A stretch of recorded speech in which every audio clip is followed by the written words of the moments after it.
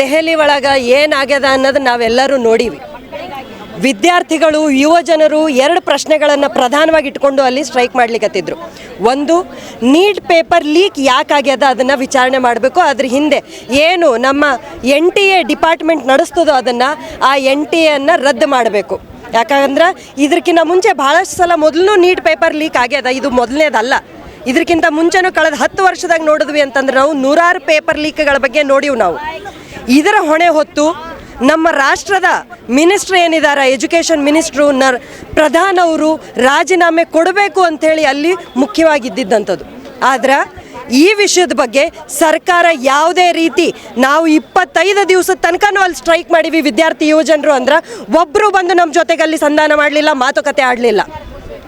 ಯಾವ ಲೆಕ್ಕದ ಮೇಲೆ ಕುರ್ಚಿ ಮೇಲೆ ಕೂತಾರೆ ಇವ್ರು ಸರ್ಕಾರದವರು? ನಾಚಿಕೆ ಆಗಬೇಕು. ಪೇಪರ್ ಎಕ್ಸಾಮ್ ಲೀಕ್ ಆಯಿತು, ಪೇಪರ್ ಲೀಕ್ ಆಯಿತು ಅಂದ ತಕ್ಷಣ ಎಕ್ಸಾಮ್ ಮಾಡ್ತೀವಿ ಅಂತ ಹೇಳಿಬಿಟ್ರು. ಮಕ್ಕಳ ಮೇಲೆ ಪ್ರೆಷರ್ ಎಷ್ಟು ಬೀಳ್ತದ? ಒಂದು ಸ್ವಲ್ಪ ಆದರೂ ಅದಾನ? ದೇಶದ ದೊಡ್ಡ ನಾಯಕರು ಅಂತ ಹೇಳ್ತಾರ ಪ್ರಧಾನಮಂತ್ರಿ ಮೋದಿ ಅವರು, ಅವರಿಗಂತೂ ಮಕ್ಕಳಿಲ್ಲ. ಮಕ್ಕಳ ತ್ರಾಸ ಏನನ್ನೋದನ್ನ ಗೊತ್ತಾಗ್ತದ ಅವರಿಗೆ? ಯಾವ ಲೆಕ್ಕದ ಮ್ಯಾಗ ಮಾತಾಡ್ತೀರಿ ನೀವು? ಧರ್ಮೇಂದ್ರ ಪ್ರಧಾನ್ ರಿಸೈನ್ ಮಾಡಬೇಕು ಅನ್ನೋದೇನು ನಾವು ತಪ್ಪಾಗಿ ಕೇಳ್ತಾ ಇಲ್ಲ. ಒಬ್ಬರು ಅಕೌಂಟಬಿಲಿಟಿ ತಗೋಬೇಕಲ್ಲ. ರಾಷ್ಟ್ರೀಯ ಮಟ್ಟದಲ್ಲಿ ನಡೆಯುವಂಥ ಒಂದು ಎಕ್ಸಾಮು NTA ಒಳಗೆ ಒಂದು ಪೇಪರ್ ಲೀಕ್ ಆಗ್ತದ ಅಂದ್ರೆ ಇಷ್ಟು ದೇಶದ ರಕ್ಷಣೆ ಬಗ್ಗೆ ಮಾತಾಡೋರು ಒಂದು ಪೇಪರ್ ಹ್ಯಾಂಡಲ್ ಮಾಡಲಿಕ್ಕೆ, ಒಂದು ಪೇಪರ್ ಲೀಕ್ ಆಗೋದನ್ನು ತಡೆಗಟ್ಟ ಕೆಪಾಸಿಟಿ ನಿಮಗಿಲ್ಲಲ್ಲ. ಯಾವ ರೀತಿ ಸರ್ಕಾರ ನಿಮ್ಮದು? ನಾವು ಪೇಪರ್ ಲೀಕ್ ಬಗ್ಗೆ ಅಲ್ಲಿ ಮಾತಾಡ್ತೀವಿ ಅಂತಂದ್ರೆ, ನಮ್ಮ ಹಕ್ಕುಗಳ ಬಗ್ಗೆ, ನಮ್ಮ ಫ್ಯೂಚರ್ ಬಗ್ಗೆ ನಾವಲ್ಲಿ ಮಾತಾಡ್ತೀವಿ ಅಂತಂದ್ರೆ ನಮ್ಮಗಳ ಮಧ್ಯೆನೇ ಅನೇಕ ವಿಷ ಬೀಜಗಳನ್ನು ಬಿತ್ತಲಿಕ್ಕೆ ನೀವು ಮಾತಾಡ್ತೀರಿ. ಧರ್ಮದ ಬಗ್ಗೆ ಅಲ್ಲಿ ಮಾತಾಡ್ತೀರಿ. ಅಲ್ಲಿ ಅಷ್ಟೆಲ್ಲ ವಿದ್ಯಾರ್ಥಿಗಳು ಕೂತ್ರೆ ಇವರೆಲ್ಲೋ ಪಾಕಿಸ್ತಾನದಿಂದ ಬಂದು ಕೂತಾರಿಲ್ಲಿ, ಇವ್ರಿಗೆ ಅನೇಕ ಟೆರರಿಸ್ಟ್ಗಳು ಫಂಡಿಂಗ್ ಮಾಡ್ತಾರೆ ಅನ್ನೋ ಮಾತಾಡ್ತೀರಿ. ನಾಚಿಕೆ ಆಗಲ್ಲ ನಿಮಗೆ?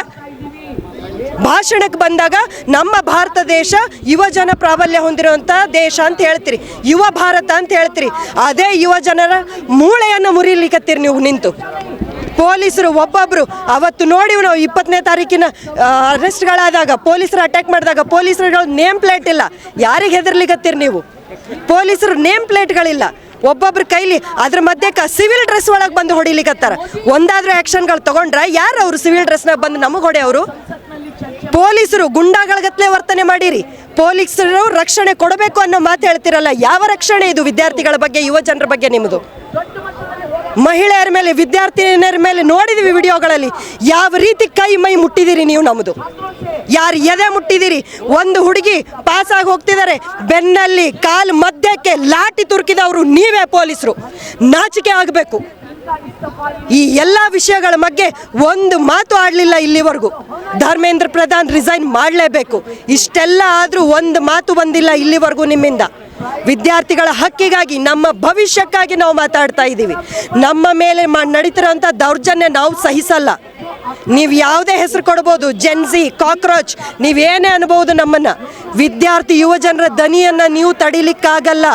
ನಾವು ಫಿಸಿಕ್ಸ್ ಓದ್ದವರು, ಸ್ಪ್ರಿಂಗ್ ಏನು ಅಂತ ಗೊತ್ತು. ಸ್ಪ್ರಿಂಗನ್ನು ನೀವು ಎಷ್ಟು ಒತ್ತುತ್ತೀರೋ ಅದ್ರ ಡಬಲ್ ಸ್ಪೀಡಲ್ಲಿ ವಾಪಸ್ ಬರ್ತದೆ. ನಾವು ಯುವಜನರು ಹಾಗೆ ಅದ್ರ ದುಪ್ಪಟ್ಟು ಸ್ಪೀಡ್ ಒಳಗೆ ನಿಮ್ಮನ್ನು ಎದುರು ಹಾಕೋ. ನೀವು ಕೇಳಿರೋ ಪ್ರಶ್ನೆ ಅದಲ್ಲ, ಯಾರ್ಯಾರೋ ಫಂಡ್ ಮಾಡ್ತಾರೆ, ಯಾವುದೋ ಪಾರ್ಟಿಯವ್ರು ಫಂಡ್ ಮಾಡ್ತಾರೆ. ನೀವು ಒಂದ್ಸಲ ಜಂತರ್ ಮಂತರ ಒಳಗೆ ಹೋಗಿ ಕೂತು ನೋಡ್ರಿ. ಯಾವ ಪಕ್ಷದವ್ರು ಮಾತಾಡ್ತಿದ್ದೀರಲ್ಲ, ನೀವು ಹೋಗಿ ಅಲ್ಲಿ ಕೂತು ನೋಡ್ರಿ. ಅಲ್ಲಿರೋರು ಯಾವುದೇ ರಾಜಕೀಯ ಪಕ್ಷದ ಬಗ್ಗೆ ಮಾತಾಡ್ತಾ ಇಲ್ಲ.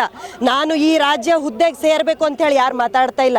ಯಾರು ನೀಟ್ ಪರೀಕ್ಷೆ ಅದಕ್ಕೆ ಒಳಗಾಗ್ಯಾರ, ಆ ಕಿರುಕುಳಕ್ಕೆ ಒಳಗಾಗ್ಯಾರ, ಅವ್ರು ಮಾತಾಡ್ಲಿಕ್ಕತ್ತಾರ. ಯಾವ ಮಕ್ಕಳು ಸುಸೈಡ್ ಮಾಡ್ಕೊಂಡಾರ, ಸಿಸ್ಟಮ್ ಮರ್ಡರ್ ಆಗ್ಯದ ಮಕ್ಕಳದು, 21 ಜನ ಮಕ್ಕಳದು.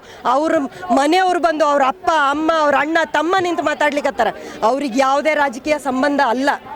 ನಾವು ನಮ್ಮ ಭವಿಷ್ಯದ ಬಗ್ಗೆ ಮಾತಾಡ್ಲಿಕ್ಕತ್ತೀವಿ. ನಮ್ಮ ಭವಿಷ್ಯದ ಪ್ರಶ್ನೆ ಬಗ್ಗೆ ಮಾತಾಡುವಾಗ ಇದು ಯಾವಾಗಲೂ BJP ಸರ್ಕಾರ ಮಾಡೋದು ಇದೇ ಕೆಲಸ. ನಾವು ನಮ್ಮ ಹಕ್ಕುಗಳ ಬಗ್ಗೆ ಮಾತಾಡ್ತೀವಿ ಅಂತಂದ್ರೆ ಒಂದು ಆ್ಯಂಟಿ ನ್ಯಾಷನಲ್ ಅಲ್ಲ ಅನ್ನೋ ಒಂದು ಟ್ಯಾಗ್ಲೈನ್ ನಮಗೆ ಕೊಟ್ಟು ಬಿಡ್ತಾರೆ. ನಾವು ಇದೇ ಭಾರತದೊಳಗೆ ಹುಟ್ಟಿ ಬೆಳೆದವರು. ನಮ್ಮ ಹಕ್ಕು ನಮ್ಮ ಸಂವಿಧಾನ ನಮಗೆ ಕೊಟ್ಟದ. ಪ್ರಶ್ನೆ ಮಾಡೋ ಹಕ್ಕು ನಮ್ಮ ಸಂವಿಧಾನದೊಳಗೆ ಅದ. ಆ ಸಂವಿಧಾನವನ್ನು ಅಡಿಪಾಯವಾಗಿ ಇಟ್ಟುಕೊಂಡು ನಾವು ಮಾತಾಡ್ತಾ ಇದ್ದೀವಿ. ಇದು ನೆನಪಿರಬೇಕು.